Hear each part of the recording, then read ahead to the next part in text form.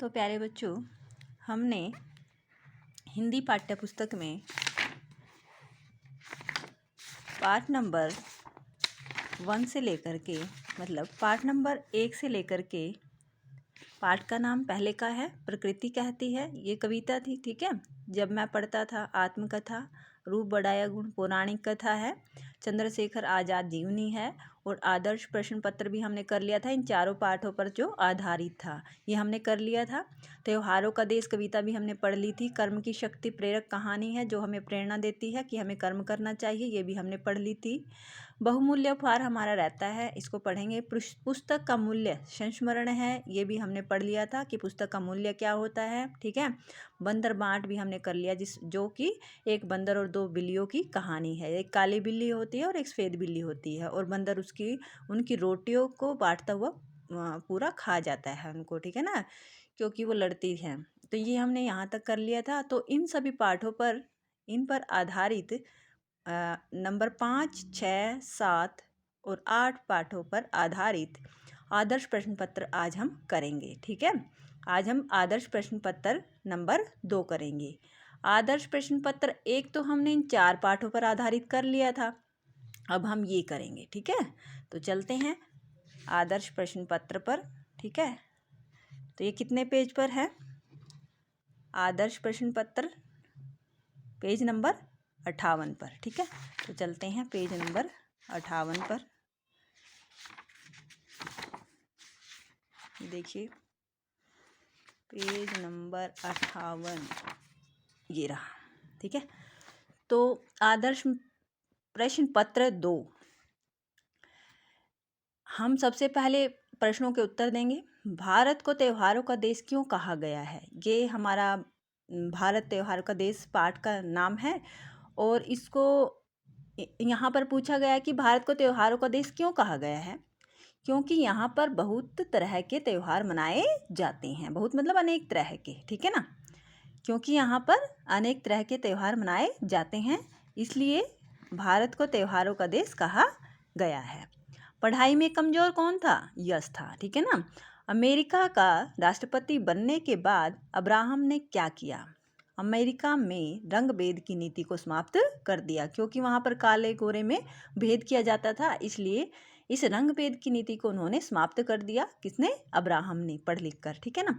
बंदर ने उन दोनों के झगड़ों का लाभ किस प्रकार उठाया? बंदर उनकी पूरी रोटी खा गया। इस तरह बंदर ने दोनों बिल्लियों के झगड़े का लाभ उठाया। सही शब्द भरकर वाक्य पूरे कीजिए।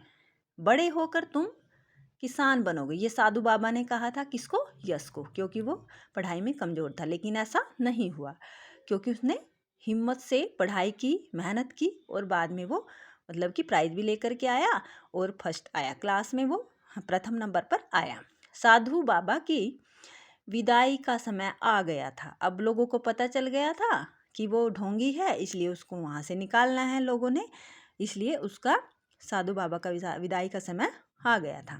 बंदर मेज पर नहीं, एक स्थान पर, यहाँ पर मेज की जगह पर क्या आएगा? एक स्थान पर तराजू लेकर बैठा, क्योंकि तराजू में उसने क्या किया? बंदर ने दोनों बिल्लियों की रोटी का बंटवारा किया, ठीक है ना।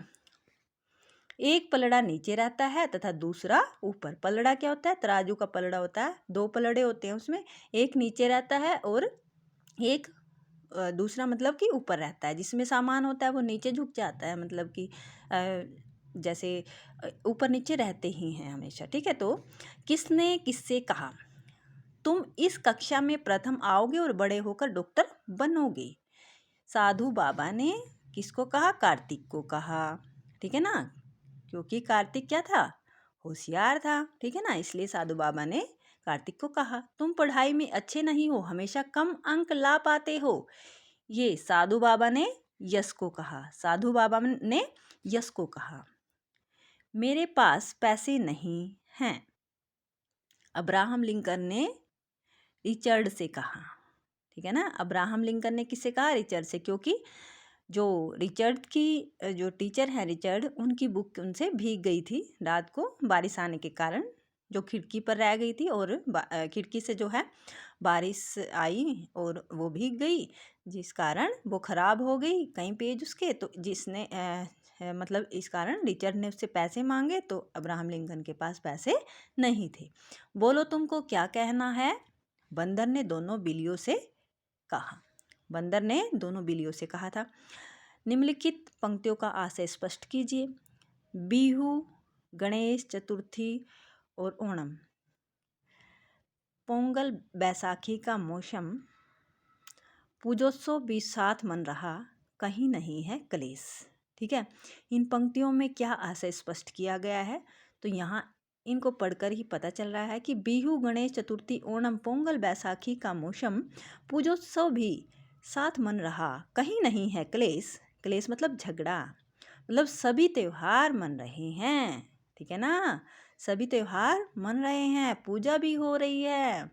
ठीक है ना, और कहीं भी क्लेश मतलब झगड़ा नहीं है। इन सभी पंक्तियों से यह स्पष्ट हो जाता है कि भारत देश में अलग अलग राज्यों में अलग अलग तरीकों से त्यौहार मनाया जाता है, लेकिन फिर भी कहीं पर कोई क्लेश नहीं होता।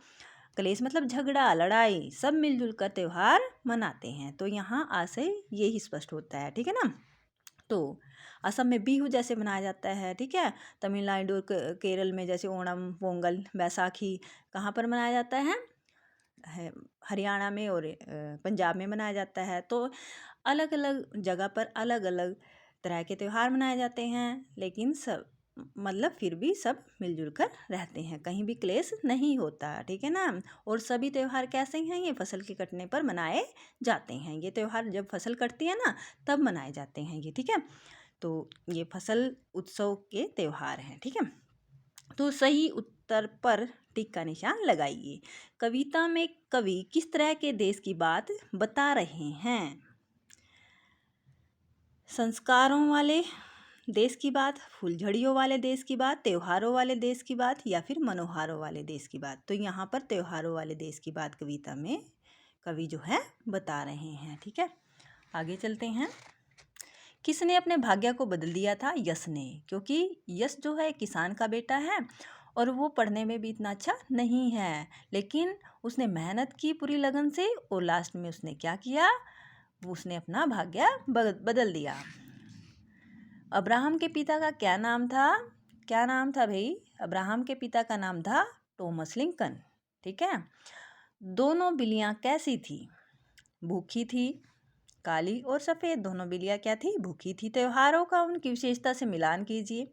दीपावली दीपों का त्यौहार, होली रंगों का त्यौहार, ईद ईद सेवइयाँ मनाई जाती हैं, गणेश चतुर्थी गणेश पूजा की जाती है, ओणम राजा महाबली की याद में मनाया जाता है। ठीक है, निम्नलिखित शब्दों के तत्सम रूप लिखिए।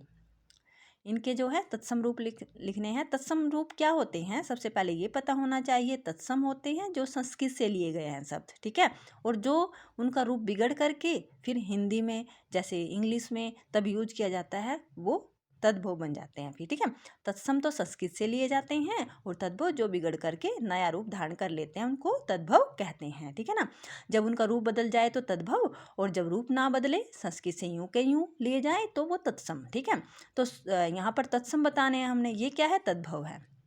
स्कूल, स्कूल को हम इंग्लिश में बोलते हैं स्कूल। ठीक है, और वैसे हिंदी में भी बोल देते हैं, लेकिन सही विद्यालय होता है। क्या होता है, विद्यालय। ठीक है, हाथ को हस्त, हस्त कहते हैं संस्कृत में। किसान को कृषक कहते हैं। ठीक है ना, किसान को क्या कहते हैं, कृषक कहते हैं। ठीक है, पहला प्रथम, पहला प्रथम, मेहनत परिश्रम। ठीक है, तो ये हो गए हमारे तत्सम शब्द। निम्नलिखित वाक्यों में क्रिया शब्दों को रेखांकित करके लिखिए। रेखांकित मतलब अंडरलाइन करना है हमने। तुमने मेरी पुस्तक खराब कर दी, तो खराब करना क्या है, खराब करना क्रिया है। ठीक है, खराब करना क्रिया है, खराब कर दी, यहाँ पर हम अंडरलाइन कर देंगे।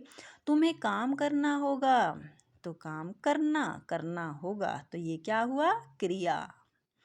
उसका सिर ग्लानि से झुका था, तो झुका, झुका क्या है, क्रिया शब्द है, तो यहाँ पर अंडरलाइन कर देंगे। वह घबराहट और डर से बेचैन हो गए, बेचैन होना, बेचैन हो गए, ये क्या है, ये है क्रिया शब्द। तो ये हमारे यहाँ पर ये खत्म हुआ, ठीक है, समाप्त हुआ आदर्श प्रश्न पत्र। तो आज हम केवल ये ही करेंगे, ठीक है। फिर आगे हम सब सुमन एक उपवन के बाद में करते हैं, ठीक है। तो आज केवल इतना ही करेंगे, ठीक है। तो आज यहीं समाप्त करते हैं। धन्यवाद।